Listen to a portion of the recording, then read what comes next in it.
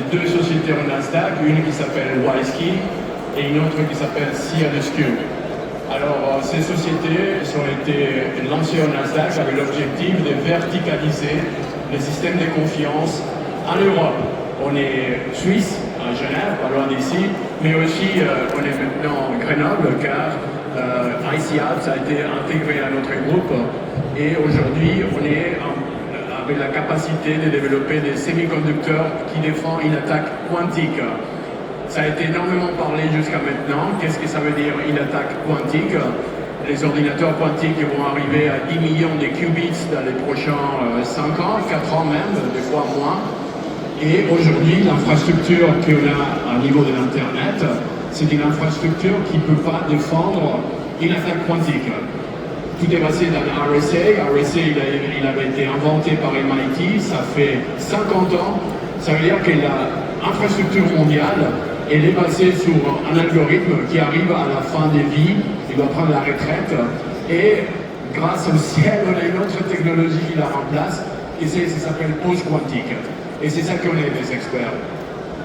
Avant de fonder WiseKey et SeaLSQ, qui ce sont des compagnies qui ont une valorisation très importante au Nasdaq, plusieurs milliards, j'étais le directeur de sécurité des Nations Unies à Genève. J'ai passé 16 ans de ma carrière à protéger l'infrastructure des Nations Unies. Le World Wide Web a été inventé entre Genève et la France, au CERN. Et à cette époque-là, on avait compris que le web était un mécanisme extraordinaire pour pouvoir connecter des sites à niveau mondial, mais le web avait laissé derrière un point essentiel que c'était l'identité digitale. Ça veut dire qu'on n'arrivait pas à introduire l'identité dans l'architecture qui connecte aujourd'hui des milliards de sites, des milliards d'objets. Ces problèmes continuent à l'être aujourd'hui. Aujourd'hui, on n'a pas encore la possibilité d'introduire l'identité digitale au niveau de nos objets. Les lampes, les semi-conducteurs qui sont ici, tous les objets connectés, ne sont pas la capacité de stocker l'identité. Ça veut dire que ce sont des objets anonymes. Et ces objets anonymes sont très faciles à attaquer, sont très faciles à remplacer, à violer cette identité et à les remplacer. Alors, avec notre équipe à Meroy, on a développé un microprocesseur unique au monde, fait première mondiale, qui permet de défendre une attaque quantique. Ce microprocesseur, il est là, vous ne le voyez pas très bien, mais c'est un microprocesseur qu'on l'installe dans un satellite, ou bien dans un robot, et on va le voir tout à l'heure, ou bien dans une voiture connectée, défend cette attaque quantique. L'attaque quantique permet de tester si l'infrastructure est résiliente. Ça veut dire si on a la post-quantum installée. Aujourd'hui, il y en a 5 sociétés à niveau mondial qui ont une capacité de développer un ordinateur quantique dans les prochains 3 ans. Et ça, c'est des compagnies type Rigetti, IonQ, des compagnies D-Wave et SeaLSQ, on est dans la même catégorie. La différence, c'est que nous, on verticalise les server models. Ça veut dire qu'à la place de se déplacer d'une façon horizontale, qu'ils font ces compagnies, on se déplace d'une façon verticale. Ça veut dire qu'on a l'intégration des 3 éléments essentiels. Une, c'est la racine cryptographique. L'Europe, malheureusement, a perdu les racines cryptographiques dans les années 90 et l'année 2000 et autres. Les compagnies européennes ont été rachetées, la totalité, par les compagnies américaines. Ça veut dire qu'on n'a pas de root of trust. Les root of trust sont tous des compagnies américaines, malheureusement. WiseKey, elle est l'unique société qui détient une racine cryptographique. On est installé dans 6 milliards des OS et des sites web et on est installé dans 1,6 trilliard des objets connectés déjà. Alors ces objets sont déjà une identité qui est créée par une clé, ça s'appelle le private key, et cette clé, on ne peut pas la détruire, on peut remplacer. Le problème dans une stack verticale de ne pas avoir ces root of trust, c'est que vous devez utiliser les root of trust d'une autre compagnie, RSA, Symantec, VeriSign, DigiCert, et ces compagnies, en détenant les root of trust, ont un droit de révocation de votre identité. Ça veut dire que de facto, ils pourraient arrêter toute une infrastructure si pour une raison géopolitique ou une autre, ils ne sont pas d'accord. Alors c'est pour ça que SeaLSQ travaille fortement avec les compagnies dans ces secteurs de cybersécurité pour verticaliser les modèles. Ça veut dire, dans le futur, dans quelques années, vous allez avoir, je parle toujours de l'anecdote d'un porte-avions digital. Un porte-avions, c'est la unique possibilité que vous avez d'atterrir les avions, les rafouler des missiles et les lancer des retours. Si vous n'avez pas un porte-avions, les avions doivent atterrir dans un autre porte-avions qui n'est pas le vôtre et vous perdez les contrôles. Les porte-avions digital, c'est cette verticalisation, c'est la capacité de verticaliser les modèles de confiance depuis la racine jusqu'à la génération des qubits pour éviter que si un jour, et j'espère pas c'est le cas, il y a vraiment une friction géopolitique entre les blocs économiques, on puisse être autonome en Europe. Malheureusement, l'Europe, on n'a pas réussi à créer des sociétés qui aillent la taille nécessaire de se battre contre les géants chinois et américains. Et ça, c'est un peu la vocation de CLSQ. Et le fait qu'on est au Nasdaq, le fait qu'on a rentré dans une dynamique de plusieurs milliards, ça nous permet d'avoir un horizon très puissant pour pouvoir vraiment offrir à l'Europe un système verticalisé. La technologie de convergence que j'appelais tout à l'heure nous permet de résoudre deux problèmes actuellement dans la technologie. Un problème, c'est que chaque élément technologique, depuis les clouds jusqu'à l'identité digitale, elle est dans des compagnies différentes qui ne travaillent pas ensemble nécessairement. Et aujourd'hui, je viens de Davos, du World Economic Forum, dans laquelle il a été sélectionné l'année de la convergence et de la sécurité quantum. Alors pourquoi la convergence? Parce qu'on est dans une phase de la civilisation humaine et ces technologies sont en train de se renforcer entre elles. Les AI, ils deviennent AGI grâce à la quantum qui accélère l'AGI.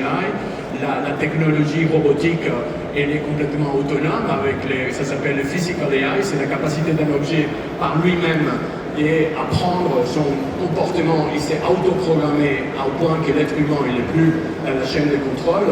Et on est dans cette procédure-là. Pour éviter une convergence qu'il ne fallait pas contrôler, dans laquelle l'être humain ne fait pas plus partie de l'algorithme, il faut injecter les concepts d'humanité dans l'algorithme lui-même. Ça veut dire qu'on a, comme on fait avec CLSQ, on injecte ces valeurs au niveau du silicone et on permet au silicone, à travers son identité digitale, de pouvoir participer pleinement dans l'activité sans perdre le contrôle de l'être humain. L'être humain, il est toujours responsable. C'est pour ça qu'on appelle WiseKey, c'est une clé qui permet à l'utilisateur de contrôler son processus informatique. Alors nous, on a établi des partenariats, on a 350 personnes ici en France, on a acheté plusieurs sociétés françaises, on a acheté 2 sociétés françaises qu'on a intégrées au groupe, et on a aussi un commitment de 200 millions de dollars pour être investi ici à Grenoble dans les prochains 12 mois, qui va nous permettre de verticaliser complètement les stacks. Nous, on fait déjà la partie racine, on a les semi-conducteurs, on a la capacité de créer des post-quantum semiconductors, mais on n'a pas encore la capacité de développer un ordinateur quantique. Il y a 2 versions d'ordinateurs quantiques, 2 philosophies différentes. Une, c'est la philosophie américaine qui part sur la base de l'établissement des ions et de garder dans un système de contrôle qui permet d'accélérer les qubits. Ça, c'est une technologie très chère, il faut plusieurs milliards de dollars pour pouvoir la mettre en place. Il a une autre vision d'accélération quantique pour arriver à les 10 millions de qubits nécessaires pour éviter un Q-Day, qui est basé sur les semi-conducteurs. Ça veut dire les semi-conducteurs lui-même, les modes, il a parlé de ça avec ST Microelectronics dans un panel antérieur, permet de développer un système d'échelle dans lequel plus on monte de la capacité de génération des qubits, plus des choses qu'on peut faire. Bien sûr, les 10 millions de qubits cassent à RSA, mais si on a déjà 200, 300, même 1000 qubits, on peut faire plein de choses. On peut faire des systèmes de cyberattaques, d'essayer de faire une cyberattaque pour tester la résilience d'un système de défense. On peut développer des systèmes financiers, etc., etc. Et on peut éduquer les marchés surtout, et ça c'est la grande différence, à s'adapter au Q-Day, car le Q-Day arrive 2030, mais pour le moment l'Europe n'a pas encore une législation qui dit que les sociétés devraient s'équiper de la capacité de faire une défense Q-Day. Les États-Unis ont développé une chose qui s'appelle le CNSA 2.0.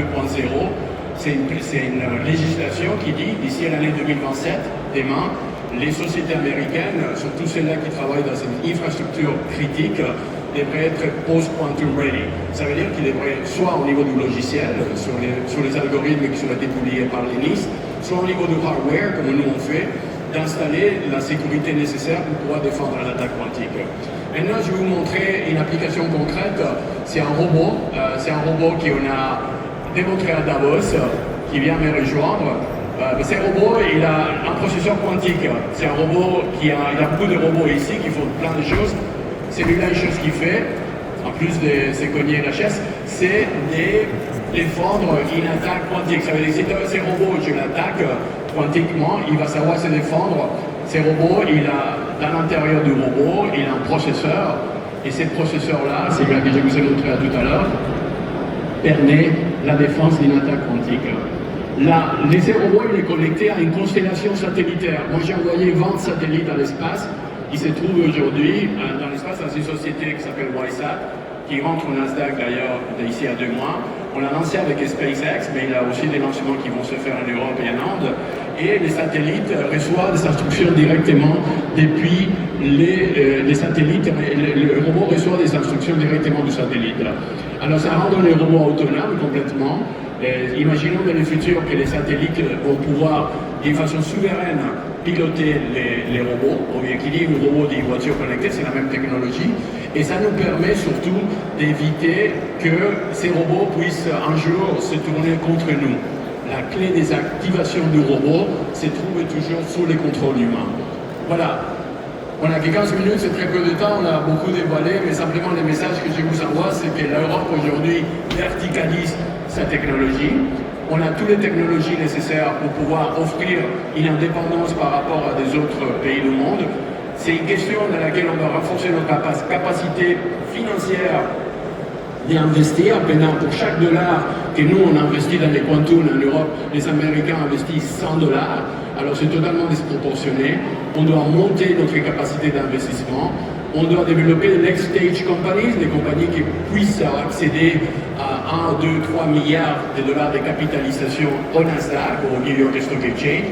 Réduire les problèmes que si on est au Nasdaq, on n'est pas français, ça c'est un mauvais calcul. On est bien sûr français, on est en France, l'R&D est en France. Les Nasdaq amènent une chose qu'on n'arrive pas malheureusement en Europe et j'ai plus la Suisse à faire, c'est de capitaliser les sociétés des pointes qu'on a pour accéder à un marché comme un marché américain. La conséquence, c'est qu'on se fait racheter, on devient un donneur d'organes digital à des grosses sociétés qui viennent nous acheter. Et ça, il faut l'éviter parce que la connaissance se trouve ici. Grenoble, c'est un des pôles d'excellence des semi-conducteurs. C'est l'endroit au monde, c'est pour ça que j'ai investi ici, c'est pour ça qu'on crée des compagnies ici, on achète des compagnies ici, parce que ces savoir-faire se trouvent en France. Et si on arrive à upgrader la technologie actuellement des semi-conducteurs, à la faire devenir post-quantique, il y en a 10 trilliards, 10 trillion objects to be connected to the Internet.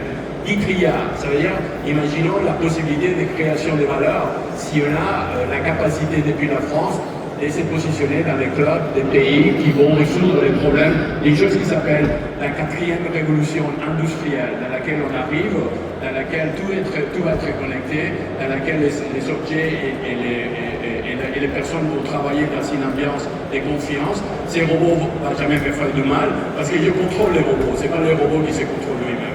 Voilà les messages que j'aimerais vous donner et simplement remercier à TechFest pour nous avoir donné la possibilité de présenter. Thank you very much.